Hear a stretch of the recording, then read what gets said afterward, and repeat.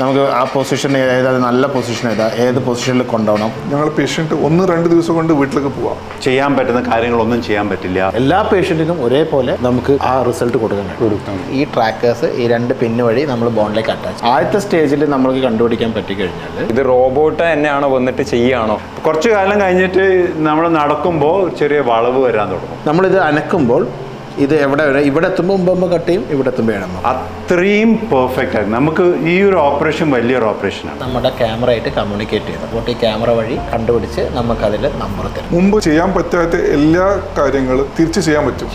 അങ്ങനത്തെ സ്റ്റേജിൽ നമ്മൾ മുട്ട് മാറ്റി വെച്ചേ പറ്റൂ.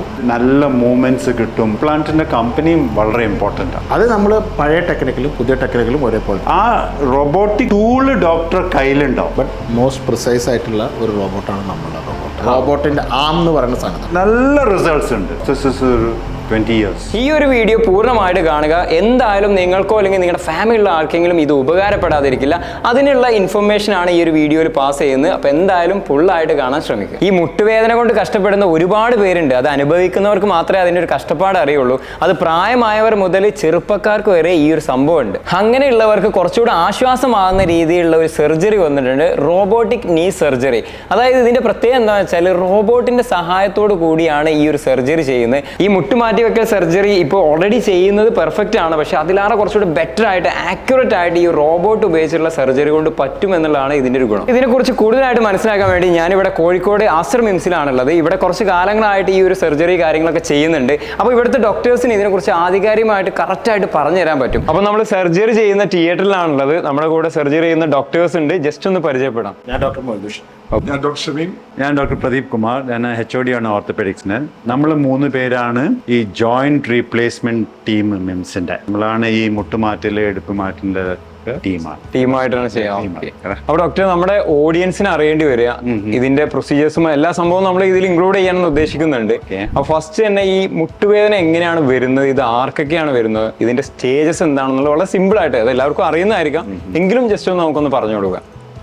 മുട്ടുവേദന പല കാരണങ്ങളാണ് വരാൻ സാധ്യത. അത് പിന്നെ സ്പോർട്സ് ഇഞ്ചുറീസ്, വാദം, തേയ്മാനം, അങ്ങനത്തെ പല കാരണങ്ങളാണ് മുട്ടുവേദന വരാം. അപ്പൊ നമ്മൾ സംസാരിക്കുന്നത് ഈ തേയ്മാനം കാരണമാണ് കേട്ടോ.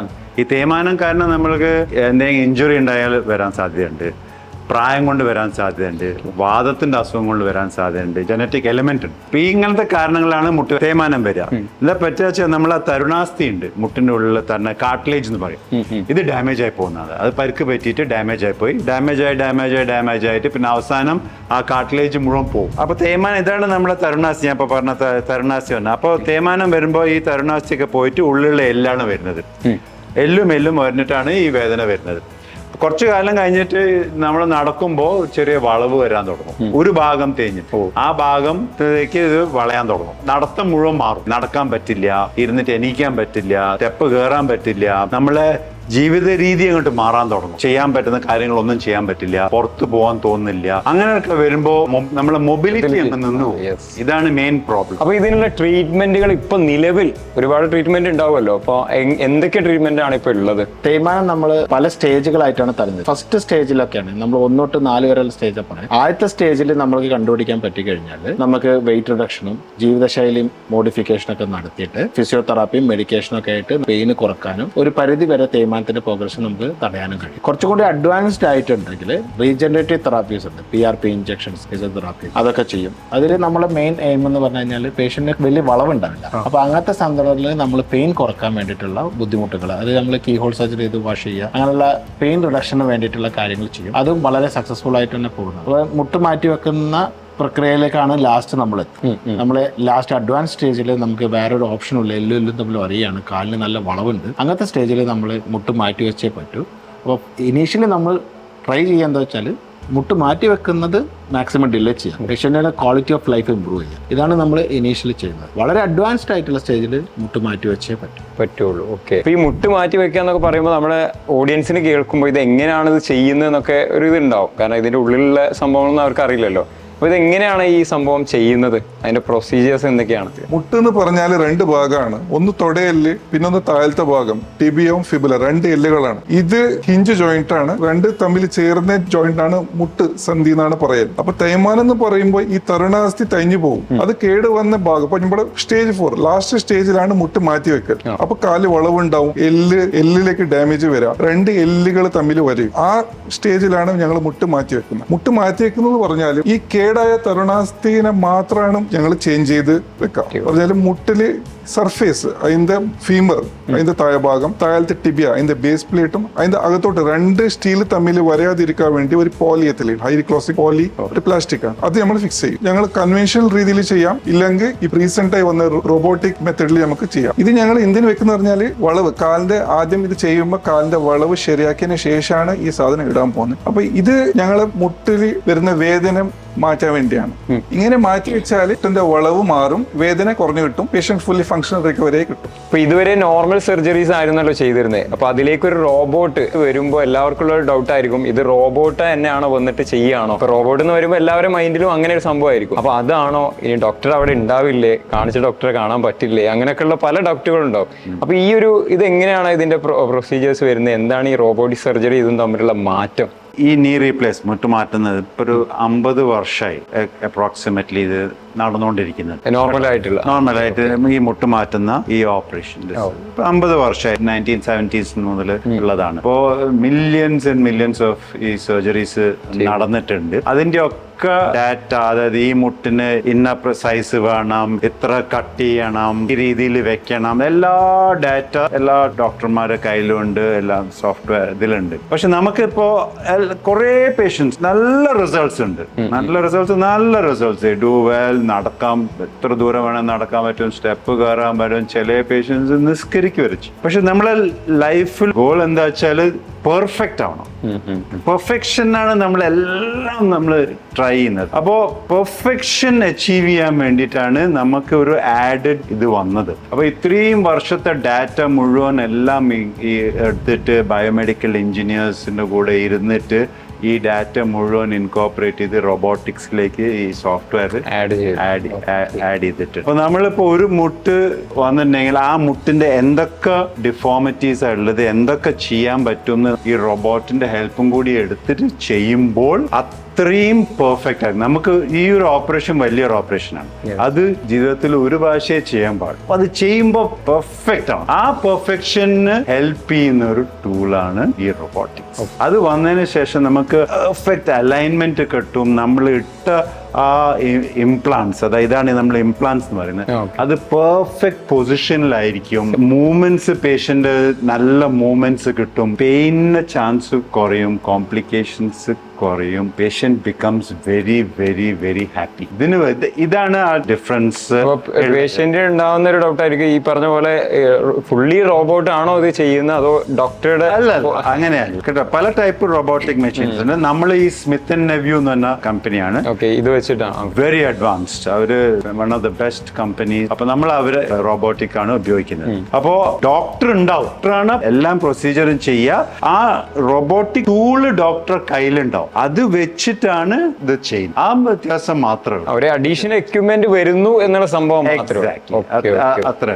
ആദ്യം കൈകൊണ്ട് ചെയ്തത് ഇപ്പോ ഇത് യൂസ് ചെയ്തിട്ടാണ് ചെയ്യുന്നത്. ഓക്കെ. നമ്മൾ ഈ റോബോട്ടിക് സർജറി കഴിഞ്ഞാൽ ഈ പേഷ്യന്റ് എങ്ങനെയാണ് ഡിസ്ചാർജിങ് ടൈം, അതേപോലെ തന്നെ എപ്പോഴാണ് നമുക്ക് അതിന്റെ ഒരു പൂർണ്ണതയിൽ എത്തിയ ഏത് സമയത്തായിരിക്കും? റോബോട്ടിക് സർജറിന്റെ പ്രത്യേകത എന്ന് പറഞ്ഞാൽ മുറിവ് ചെറുതായിരിക്കും, ബ്ലഡ് ലോസ് കുറവായിരിക്കും, പെട്ടെന്ന് നമുക്ക് റീഹാബ് സ്റ്റാർട്ട് ചെയ്യാം.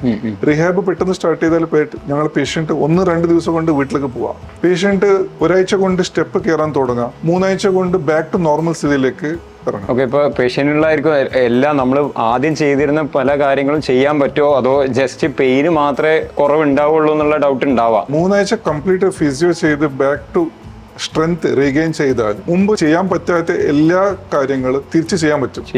ലൈക്ക് യാത്ര പോവാ, ട്രക്കിംഗ് പോവാ, സൈക്ലിംഗ് ചെയ്യാം, സ്വിമ്മിങ് ചെയ്യാം. അല്ലാതെ നമ്മൾ നോർമലി ഒരു പെയിൻ റിലീഫ് എന്ന് മാത്രമല്ല, എല്ലാ സംഭവം ആക്ടിവിറ്റീസും നമുക്ക് ചെയ്യാൻ പറ്റും അല്ലേ? അത് തന്നെ. Okay doctor. അപ്പൊ ഇതിന്റെ സംഭവമൊക്കെ കേട്ടവർക്ക്, ഇത് ചെയ്യാൻ ആഗ്രഹിക്കുന്നവർക്ക് ഇതെങ്ങനെയാണ് ചെയ്യാന്നുള്ളൊരു ക്യൂരിയോസിറ്റി ഉണ്ടാവും. ഇതെങ്ങനെയാണ് ഇതിന്റെ ഒരു പ്രൊസീജിയർ വരുന്നത്, അപ്പൊ അതൊന്ന് ജസ്റ്റ് നമുക്ക് കാണിച്ചു കൊടുത്താലോ? നമ്മൾ ആദ്യം പറഞ്ഞല്ലോ തേയ്മാനം എന്ന് പറയുന്നത് കാർട്ടിലേജ് പോകുന്നതാണ്. ഓക്കെ. അപ്പൊ അതിന് സിമ്പിൾ വേർഡ്സ് നമ്മൾ ആ കാർട്ടിലേജ് പോയ സാധനങ്ങൾ മാറ്റി വെക്കുന്നതാണ് നമ്മൾ ഉദ്ദേശിക്കുന്നത്. അതിനെ മെറ്റൽ പാർട്ട് വെച്ചിട്ട് നമ്മൾ റീപ്ലേസ് നേരത്തെ പറഞ്ഞ. ഓക്കെ. അപ്പൊ ഇത് നമ്മളിപ്പോ ഒരു കട്ടെടുത്ത് കഴിഞ്ഞിട്ടുള്ളതാണ്. ആക്ച്വലി ഇതാണ് നമ്മുടെ നീ ജോയിന്റിന്റെ ഇതുള്ളത്. അപ്പൊ നമ്മൾ സാധാരണ ചെയ്യുന്നത് എന്താ വെച്ച് കഴിഞ്ഞാൽ നമ്മൾ ജിഗ് ഒക്കെ വെച്ചിട്ട് ആദ്യം കട്ടെടുക്കും. അതിനുശേഷമാണ് നമ്മൾ ഈ സൈസിങ്ങും അതിന്റെ ഗ്യാപ്പും ഈ സാധനത്തിന്റെ സൈസും ഒക്കെ നമ്മൾ ആ ബാലൻസ്, അതായത് കാലിന്റെ വളവ് മാറും കഴിയണം, നല്ല സ്റ്റേബിൾ ആയിട്ട് നിൽക്കും. അപ്പൊ അതിനുശേഷമാണ് നമ്മൾ ഇതൊക്കെ ചെയ്യും. ഒരു ടെക്നോളജി നമ്മൾ അഡാപ്റ്റ് ചെയ്യുമ്പോൾ നമുക്ക് 2 കാര്യങ്ങളാണ് വേണ്ടത്. അതായത് ഒന്ന് പ്രിസിഷൻ, അത് നമുക്ക് നമ്മുടെ സർജറിയിൽ എല്ലാ പേഷ്യന്റിനും ഒരേപോലെ നമുക്ക് ആ റിസൾട്ട് കൊടുക്കാൻ കഴിയും. രണ്ടാമത് ഭയങ്കര സിംപ്ലിഫൈഡ് ആയിരിക്കണം, നമുക്ക് യൂസർ ഫ്രണ്ട്ലി ആയിരിക്കണം. ഇത് രണ്ടും നമുക്ക് ഇൻകോർപ്പറേറ്റ് ചെയ്യുന്ന ഏറ്റവും സിമ്പിൾ ബട്ട് മോസ്റ്റ് പ്രിസൈസ് ആയിട്ടുള്ള ഒരു റോബോട്ടാണ് നമ്മളുടെ റോബോട്ട്. അപ്പൊ ഇതിൽ നമ്മൾ ചെയ്യുന്ന കാര്യങ്ങൾ എന്താ വെച്ച് കഴിഞ്ഞാൽ ഇതാണ് റോബോട്ടിന്റെ ഫസ്റ്റ് പ്ലാനിങ് സെഷൻ. അപ്പൊ പേഷ്യന്റിനെ നമ്മൾ സർജറിക്ക് എടുത്തതിന് ശേഷം നോർമലി നമ്മളിത് കട്ട് ചെയ്തതിന് ശേഷമാണ് നമ്മൾ മെഷർ ചെയ്യുന്നത്. പക്ഷെ ഇവിടെ നമ്മൾ എന്താണെന്ന് വെച്ചാൽ ഇപ്പൊ നമ്മൾ സർജറി തുടങ്ങുമ്പോൾ ആദ്യം ചെയ്യുന്നത് ഈ ട്രാക്കേഴ്സ് ഈ 2 പിന്ന് വഴി നമ്മൾ ബോണിലേക്ക് അറ്റാച്ച് ചെയ്യാം. ഈ ട്രാക്കേഴ്സ് ആണ് നമ്മുടെ ക്യാമറ ആയിട്ട് കമ്മ്യൂണിക്കേറ്റ് ചെയ്തത്.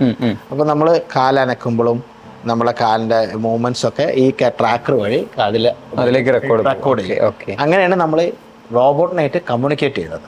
അപ്പൊ അതിന്റെ ആംഗിള്, നമ്മൾ അനക്കുന്ന ആംഗിള്, നമ്മൾ ഇതിന്റെ മെഷർമെന്റ് റോബോട്ട് ക്യാമറ വഴി കണ്ടുപിടിച്ച് നമുക്ക് അതിൽ നമ്പർ തരും. അതിനുശേഷമാണ് നമ്മൾ അതിനെ കാൽക്കുലേറ്റ് ചെയ്തിട്ട് നമ്മൾ കറക്റ്റ് ചെയ്യേണ്ടത് എത്ര എന്നുള്ളത് നമ്മൾ കമ്പ്യൂട്ടർ പ്ലാൻ ചെയ്യുമ്പോൾ ഇതേപോലെ ഫസ്റ്റ് 3D ആയിട്ട് തന്നെ നമുക്ക് കാണാൻ പറ്റും. അപ്പൊ ഇതാണ് ഈ വൈറ്റ് ആണ് കമ്പ്യൂട്ടർ. അപ്പൊ അതിന്റെ പൊസിഷൻ എങ്ങനെയാണ് വരുന്നത്, നമുക്ക് ആ പൊസിഷൻ ഏതാ നല്ല പൊസിഷൻ ഏത് പൊസിഷനിൽ കൊണ്ടുപോകണം, പല ആംഗിളിലായിട്ട് നമുക്ക് കാണാൻ പറ്റും. അതിനുശേഷം നമ്മൾ കട്ടെടുത്ത് കഴിഞ്ഞാൽ ഈ ഇംപ്ലാന്റിന്റെ സൈസ് എങ്ങനെയാന്നുള്ളത്, ഇംപ്ലാന്റ് ഈ ഗ്രേ കളറാണ് നമ്മുടെ ഇംപ്ലാന്റ് നമ്മൾ വെക്കുന്ന സാധനം.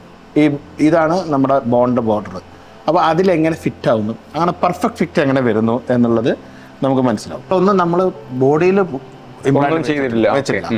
ഇനി നമ്മൾ കട്ടെടുത്ത് കഴിഞ്ഞാൽ എങ്ങനെ ഉണ്ടാവും എന്നുള്ളതും 3Dയിൽ നമുക്ക് മനസ്സിലാവും. അപ്പൊ നമ്മൾ ഈ കട്ട് എടുക്കുന്നതിന് മുന്നേ നമുക്ക് സ്ക്രീനിൽ കറക്റ്റ് കാണാൻ പറ്റുമോ. അപ്പൊ അതിനനുസരിച്ച് നമ്മുടെ പ്ലാൻ ചെയ്യാം, നമ്മുടെ ലിഗമെന്റ് പ്ലാൻ ചെയ്യാം. അപ്പൊ പ്രിസിഷൻ വിൽ ബി പെർഫെക്റ്റ്. നമുക്ക് ഇത് വരുന്നത് എങ്ങനെയെന്ന് മുൻകൂട്ടി കണ്ട് ഓരോ പേഷ്യന്റിന് കസ്റ്റമൈസ് ചെയ്തിട്ട് നമ്മൾ അതിന്റെ ഇംപ്ലാന്റ് പൊസിഷൻ മാറ്റി വെച്ച് തരും. അപ്പൊ ആ പേഷ്യന്റിന് വേണ്ട അലൈൻമെന്റ് കറക്റ്റ് ആവും, ആ പേഷ്യന്റിന്റെ ഫംഗ്ഷൻ വളരെ വളരെ അധികമായിരിക്കും. അപ്പൊ നമ്മൾ അതൊക്കെ പ്ലാൻ ചെയ്തിട്ട് ലാസ്റ്റ് ഫൈനൽ പ്ലാനിങ്ങിന്റെ സ്ക്രീനാണ് ഇപ്പോൾ കാണുന്നത്. ഇതിൽ നമ്മൾ വാല്യൂസ് ഇടില്ല. 3 degree, 5 degree flexion, 8 mm cut, ഇതൊക്കെയാണ് നമ്മൾ പറഞ്ഞത്. അപ്പൊ ഇത് നമ്മൾ ഡിറ്റർമിൻ ചെയ്തു. അതിനുശേഷമാണ് നമ്മൾ ഈ റോബോട്ടിന്റെ ആം വെച്ചിട്ട് നമ്മൾ ഇതാണ് കട്ട് ചെയ്യുന്ന റോബോട്ടിന്റെ ആം എന്ന് പറയുന്ന സാധനം. അപ്പൊ ഇതില് ഈ ട്രാക്കേഴ്സ് എന്ന് പറയും, ഇതും തമ്മിലുള്ള കമ്മ്യൂണിക്കേഷൻ ഉണ്ട്. അപ്പൊ അത് വെച്ചിട്ട് നമ്മൾ ബോണിന്റെ അടുത്തേക്ക് വരുമ്പോൾ നമ്മൾ ഇതിനെ കട്ട് ചെയ്യുന്ന. അപ്പൊ നമ്മൾ എത്രയോ അതിന് ഫീഡ് ചെയ്തത്, സപ്പോസ് ഇവിടെ ഒരു 9 mm കട്ട് ചെയ്യണം, ഇവിടെ 7 mm കട്ട് ചെയ്യണം, ഇതാണ് ഫീഡ് ചെയ്തിട്ടുള്ളത്. നമ്മളിത് അനക്കുമ്പോൾ ഇത് ഇവിടെ എത്തുമ്പോൾ 9 കട്ട് ചെയ്യും, ഇവിടെ എത്തുമ്പോൾ 7 mm കറക്റ്റ് കട്ട് ചെയ്യും. ഇത് 2 ഡിഗ്രിയിലെ കട്ട് ചെയ്യണം വെച്ചെങ്കിൽ ആ 2 ഡിഗ്രിയിൽ കട്ട് ചെയ്യും. അപ്പൊ ഇതാണ് നമ്മളെ ഇത്. അപ്പൊ അത് കഴിഞ്ഞ് കഴിയുമ്പോൾ നമുക്ക് ജിഗ്സ് ഒന്നും ഇല്ല, അതിൽ നമ്മൾ ഫ്രീ ഹാൻഡ് ആയിട്ട് കട്ട് ചെയ്യുന്നു. അത് കഴിഞ്ഞ് കഴിയുമ്പോൾ നമുക്ക് നൈസ് ആയിട്ടുള്ള നമ്മുടെ പ്ലാൻ ചെയ്തിട്ടുള്ള ഈ സൈസ് കറക്റ്റ് ആയിട്ട് ഇവിടെ നമ്മൾ എന്താണോ സെറ്റ് ചെയ്ത് അതോടുകൂടി നമ്മുടെ സർജറിയുടെ മെയിൻ പാർട്ട് വരും. ബാക്കി പാർട്ട് ഈ ഇംപ്ലാന്റ് പിടിപ്പിക്കലാണ്. അത് നമ്മൾ പഴയ ടെക്നിക്കലും പുതിയ ടെക്നിക്കലും ഒരേപോലെ ചെയ്ത് കഴിഞ്ഞിട്ട് വീണ്ടും നമുക്ക് ഇതിന്റെ പൊസിഷൻ എങ്ങനെയുണ്ട് എന്നുള്ളത് വീണ്ടും നമുക്ക് കമ്പ്യൂട്ടറിൽ കാണാം. അതാണ് ബേസിക്കലി റോബോട്ടിക് സർജറി. നമ്മൾ മുൻകൂട്ടി തീരുമാനിച്ചത് നമുക്ക് കൃത്യമായിട്ട്. ഇപ്പൊ ഡോക്ടർ പറഞ്ഞ പോലെ എല്ലാ സംഭവം ചെയ്യാൻ പറ്റുമെന്ന് പറഞ്ഞു സർജറി കഴിഞ്ഞു കഴിഞ്ഞാൽ. പക്ഷെ ഇത് എത്ര കാലം വരെ ചെയ്യാൻ പറ്റും? ഇപ്പൊ ഇതിനായാലും തേയ്മാനങ്ങളോ അങ്ങനെ എന്തെങ്കിലും ഒക്കെ ഉണ്ടാവുമല്ലോ, അത് എത്ര വർഷം വരെ, അല്ലെങ്കിൽ എങ്ങനെയാണ് അതിന്റെ ഒരു ലൈഫ് വരുന്നത്? പണ്ടത്തെ നീ റീപ്ലേസ്മെന്റ്, അതായത് കൺവെൻഷണൽ നീ റീപ്ലേസ്മെന്റ് എക്സലന്റ് ആണ്, നല്ല റിസൾട്ട്സ് ഉണ്ട്. പക്ഷെ ഇതൊരു ആഡഡ് ഇതാണ്, റോബോട്ടിക് ഒരു ടൂളാണ്. ഈ റോബോട്ടിക് വെച്ച് ചെയ്ത് കഴിഞ്ഞാൽ നല്ല ഇംപ്ലാന്റിന്റെ കമ്പനിയും വളരെ ഇമ്പോർട്ടൻ്റ് ആണ്. നല്ല ഇംപ്ലാന്റ്, നല്ല ടെക്നിക്, റോബോട്ടിക് പ്രോപ്പർ റീഹാബ് ചെയ്തിട്ടുണ്ടെങ്കിൽ പേഷ്യന്റിന്റെ സാറ്റിസ്ഫാക്ഷൻ ഇസ് സൂപ്പർ. നല്ല സാറ്റിസ്ഫാക്ഷൻ. പ്രോസ്തസിസ് നിങ്ങൾ ചോദിച്ചതിന്റെ പ്രോസ്തസിസ് ഒരു 20 years, 20 വർഷം പ്രശ്നമില്ലാതെ പോകും. ലൈഫിൽ ഒരു പ്രാവശ്യം അത് ചെയ്താൽ മതി. ഒരു സർജറിയും കൊണ്ട് നിയർ നോർമൽ ലൈഫിലേക്ക് തിരിച്ചു വരാം. എന്തായാലും നമ്മുടെ ഓഡിയൻസിന് ഏകദേശം കാര്യങ്ങളൊക്കെ ഞാൻ പറഞ്ഞല്ലോ, ഇത് ചെയ്യാനുള്ള കാരണം തന്നെ ഇതാണ്. ഈ റോബോട്ടിക് എന്ന് പറയുമ്പോൾ ഞാൻ ഉൾപ്പെടെയുള്ള ആളുകൾക്ക് ഇത് ഈ ഒരു റോബോട്ട് ഇതെന്താണ്, ഇതിനെന്തെങ്കിലും എറേഴ്സ് വരുമോ, അല്ലെങ്കിൽ വേറെ എന്തെങ്കിലും ഉണ്ടോ, ഡോക്ടർ ഉണ്ടാവില്ലേ, അങ്ങനെ ഒരുപാട് ഡൗട്ടായിരിക്കും ഈ പേര് കേൾക്കുമ്പോൾ. അപ്പൊ അത് നമ്മുടെ ഓഡിയൻസിനൊന്ന് മനസ്സിലാക്കി കൊടുക്കുക, അവർക്കൊരു കോൺഫിഡൻസ് കൊടുക്കുക എന്നുള്ളത് മാത്രമാണ് ഇതുകൊണ്ടുള്ള ഉദ്ദേശം. അപ്പൊ ഇനി ഇതുപോലെയുള്ള സംഭവങ്ങൾ നമുക്ക് ഇനിയും ചെയ്യണമെന്നുണ്ട്. നിങ്ങളുടെ സഹായകരണം ഉണ്ടെങ്കിൽ നമുക്ക് ചെയ്യാവുന്ന കേസാണ്. Anyway, thank you so much. സന്തോഷം, വളരെ സന്തോഷം. ഓക്കെ. അപ്പോൾ റോബോട്ടിക് സർജറി എന്താണെന്നുള്ളതും അതെങ്ങനെയാണ് ചെയ്യുന്നതെന്നുള്ളത് കറക്റ്റായിട്ട് തന്നെ നമുക്ക് ഡോക്ടേഴ്സ് പറഞ്ഞു തന്നിട്ടുണ്ട്. അപ്പോൾ പലർക്കും ഇങ്ങനെ പേടി ഉണ്ടാവും, ഇത് റോബോട്ട് വന്നിട്ട് അങ്ങനെ ഞാൻ നേരത്തെ പറഞ്ഞ പോലെയുള്ള. അപ്പോൾ അതൊക്കെ നിങ്ങൾക്ക് മാറിയെന്ന് വിചാരിക്കുന്നു. ഇത് ഇൻഫോർമേറ്റീവ് ആയിട്ട് നിങ്ങൾക്ക് തോന്നുകയാണെന്നെങ്കിൽ നിങ്ങളുടെ ഫ്രണ്ട്സിലേക്കും ഫാമിലിക്കും ഷെയർ ചെയ്ത് കൊടുക്കാം. ഞാൻ നേരത്തെ പറഞ്ഞ പോലെ തന്നെ പലർക്കും ഇത് ഉപകാരപ്പെടും. ചിലപ്പോൾ നമുക്ക് ഉണ്ടാവില്ല, നമ്മുടെ ഫാമിലിയിൽ ആർക്കെങ്കിലും ഉണ്ടായിരിക്കാം. അപ്പോൾ ഇതുപോലുള്ള വീഡിയോസ് വേണമെന്നുള്ളത് കമൻറ്റ് ചെയ്യാൻ മറക്കരുത്. അടുത്ത നല്ലൊരു വീഡിയോ കാണാം. Thanks for watching. Bye-bye.